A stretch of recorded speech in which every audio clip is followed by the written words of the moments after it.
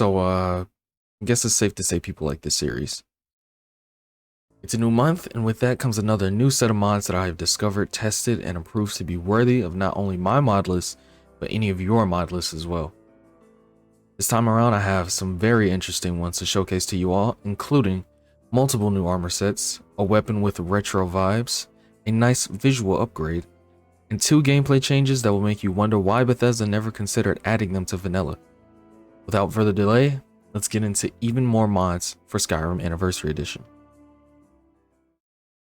Starting off with the armor mods I've chosen for this list, we have Armors of Velothi Part 1 by This is a collection of about 8 different Dunmer-based armor sets, each with its own unique flair. In order to get these armor sets, you'll have to craft them if you have the Elven smithing skill unlocked, or you can go the more unsavory route and murder the NPCs that you can find wearing them. Some of them require you to complete a specific quest in order to unlock their crafting recipe, like the Bone Priest robes that require you to complete the Clean Sweep quest from Elder Othraloth and Raven Rock Temple before you can fully craft the set. But of course, there's always the third option of being a dirty cheater and adding them to your inventory via the command menu like me.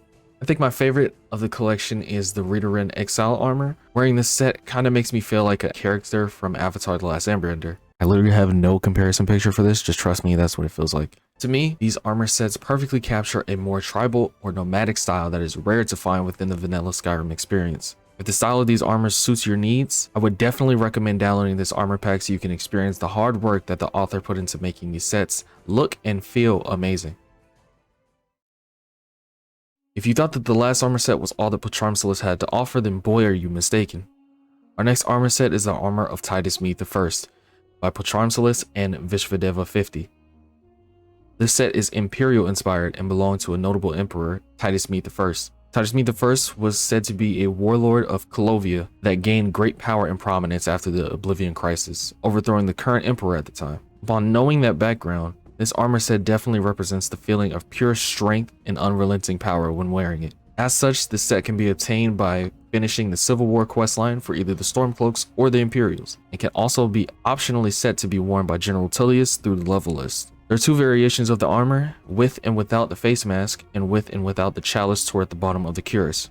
If you want to feel like a badass warlord, striking fear in the hearts of your enemies as you conquer their lands, this armor set is a must download. If you're anything like me, you enjoy the more sultry armor sets, akin to those created by the legendary Deserter X. Unfortunately, they only create outfits for Fallout now, but their legacy with Skyrim mods has inspired several creators to design brand new outfits in a similar vein. A great example of this can be seen with the recent release of Bladedancer's Edge, an armor set by Gohan Puja that I believe carries a similar essence to Deserter X's armor mods.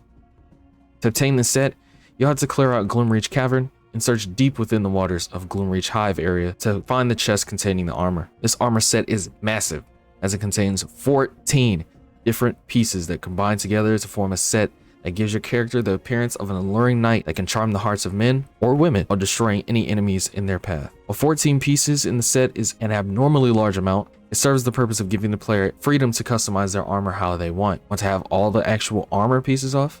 You can do that. The amount of customization this set offers is something I have not experienced within my admittedly short experience modding, and it is definitely a welcome addition. If you don't want to deal with having 14 different armor pieces in your inventory though, you can always opt to use the combined variant to condense everything down into one whole item. Definitely a great armor set to add to your mod list.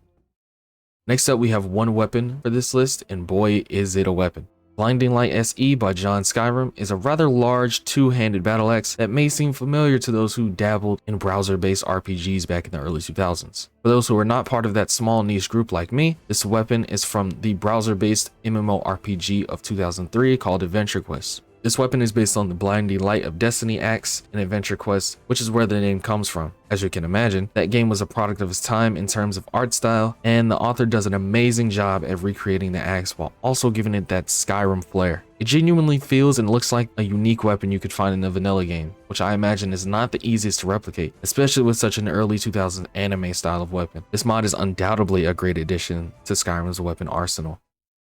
These next 2 mods are ones that change the gameplay of Skyrim in arguably very significant ways. First up is Instincts Animal Taming by Mumymic, a mod that allows you to tame the wild creatures of Skyrim and have them as your trusty companions for your adventures. To tame an animal, simply walk up to them and feed them. The more you feed them, the higher your chance will be to tame the animal. While this mod sounds simple, it is actually incredibly complex with its implementation. For example, different animals have different diets. Wolves and saber cats eat meat and fish, while deer and elk only eat vegetables. After you tame an animal, they also have their own hunger system with stages that vary: well-fed, peckish, famished, and more. Along with that, each animal has its own stats like damage, carry weight, health, resistances, and even more to make every tameable animal unique. Honestly, that's a majority of the features, but there's still quite a bit more to this mod that meets the eye. I'm surprised that this was not a feature within the vanilla game or a DLC, but nonetheless, we can always lean on mod authors to give us amazing features to expand upon Skyrim's world. Next up is a mod that fans of the Witcher series will find very enjoyable. Make Silver Useful by Captain Crunchy does exactly what its title describes: makes silver useful within Skyrim. If you ever use silver in the vanilla game, you would know silver weapons do slightly more damage to undead and werewolves, but it's not that drastic of an increase. With this mod, your dreams of battling the undead like the vicious Witcher can come true, as the mod increases the damage done to anything undead with silver weapons, while also decreasing the damage done to living creatures. Unlike the base game, with this mod, silver weapons will do more damage to not only werewolves and normal undead, but also werebears, vampires, and anything else with no pulse. Naturally, since silver weapons are more effective, normal weapons will now do less damage to undead, which will give even more incentive to carrying around a spare silver weapon. If you're not much of a melee weapon character, you can also craft silver-coated arrows to use with your bows. Additionally, you can pair this with silver weapon mods like Silverthorn Weaponry, which I included in my last mod showcase, to make silver weapons even more desirable. While this mod may be simple on the surface, it will add more decision making when it comes to combat, making your typical playthrough a more fun experience. Our final mod is one that will take your game's immersion to an even greater level than before. Lux Via by is a mod that seeks to replace Skyrim's main road setup with a more interesting and lore-friendly approach. What this mod does is change some of the roads, bridges, and light sources between towns to add a new level of immersion between them.